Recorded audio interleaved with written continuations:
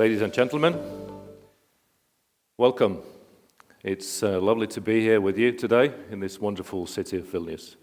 I will be taking you through some of the procurement challenges that we've had over the past year, since procurement is one of the key areas for ensuring the success of Rail Baltica.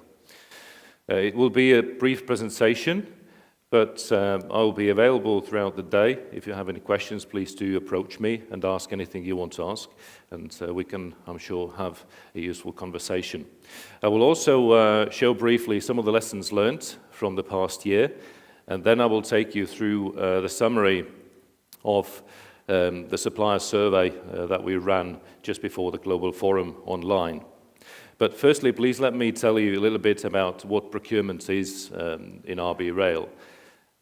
Where historically procurement has been very differently perceived in the Baltic States than at RB Rail. It's not just simply about making sure that we run the process in accordance with the procurement law. It's a much wider sense of procurement, and there is a lot more content to it. So we look at the early stages. We are involved already from the start, assessing the requirements in line with the business needs, making sure that we have an appropriate use of resources and appropriate involvement of the required people when we address the requirements for procurement and contracting strategies.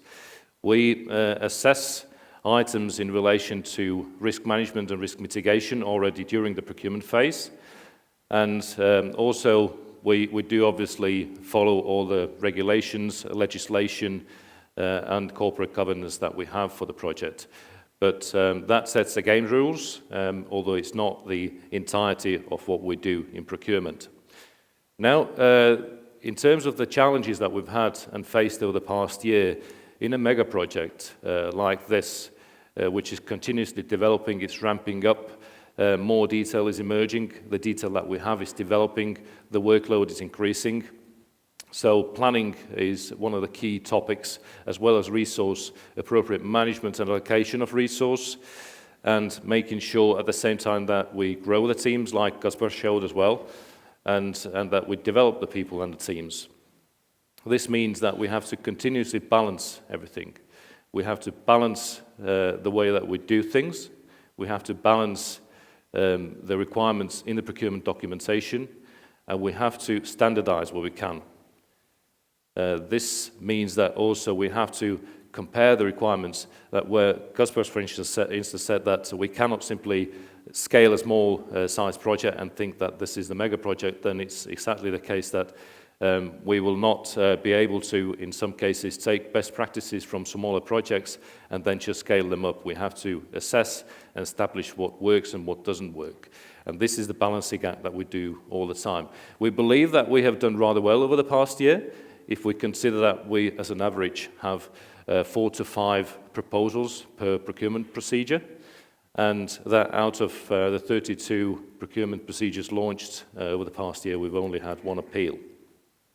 Also, over the past year, we have updated the procurement policy. So the updated procurement common standards and guidelines are available on our website. And this involves 3 procurement legislations that we have now brought the procurement policy in accordance to, involving many previously different documents that have now been combined, removing duplication. And then also we have aligned with all the stakeholders for the project. And we have, which you'll be pleased to hear, added flexibility for the minimum requirements for qualification of suppliers. And as an organization that is very keen to continuously ensure a high quality procurement practice, then we have ongoing challenges in terms of the amount and clarity of communication that we have, and on an ongoing basis, obviously, ensuring adherence to legal requirements in a very changing environment. Now, if we're talking about lessons learned, then I would like to just quickly go through what we've had and what we've seen on the detailed technical design procurement procedures, which have been the priority for our team over the past year. We are happy to say that we've had a lot of feedback and very useful feedback also from the market players. and we've seen a lot of good information coming our way, which as a good procurement organization we are keen to assess. So we see some improvement opportunities, and we are now assessing opportunities to improve on items such as, for instance, risk and liability levels and cash flow management requirements as well. The amount of work involved in detailed technical design packages in the procurement phase is enormous. So we've to date seen 40,000 and more pages of documents across the 7 procedures, and just over 6,500 of them are still being worked on to date. They are high value and high complexity. The procurement commissions have done hundreds of checks and reviews, and also noting for your information that the meeting minutes of procurement commissions are in dual language as well. So that completes my brief review on the procurement challenges, but let me now also take you through the summary of the survey that we ran before the Global Forum, which was based on exactly the same questions that we had last year to get an equal comparison. So thank you to everybody that participated in this questionnaire. We've had more responses than what we did last year. In the colored bars you can see the responses from this year's questionnaire, and in the grey bars you see the comparison with last year. So we see that there are more small to medium-sized companies involved, and that construction companies are getting involved more and more as we go on with our designs. Many people have not also participated in our procurement procedures before, out of this year's respondents. So this is something that is a result of our business development team's work of getting more and more new companies involved and interested in the project. I'm very proud to say that in the view of the suppliers, we are doing very well in terms of the quality of the procurement process that we run. So almost 70% of the respondents say that we run a tendering process that is of a quality very high or high. And most of the information is still found on our website. We are happy to see also that suppliers find more and more use out of our procurement newsletter. In terms of the service quality, now this you can see the light blue rings at the background represent last year's. Then we have improved in terms of the way that we administrate the procurement process compared to last year, and as well in terms of the way that we administrate the tender clarification questions and answers process. We have significantly improved, which is a great result, and we are very proud of that. Was there sufficient time allowed to compile the proposal and submit it?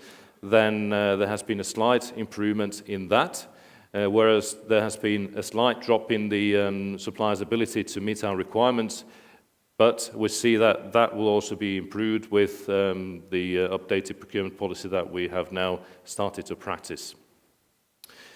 What I'm extremely happy with is the fact that the majority of suppliers have told us that they have been treated fairly and equally throughout the procurement process, and that they would participate again in upcoming tenders.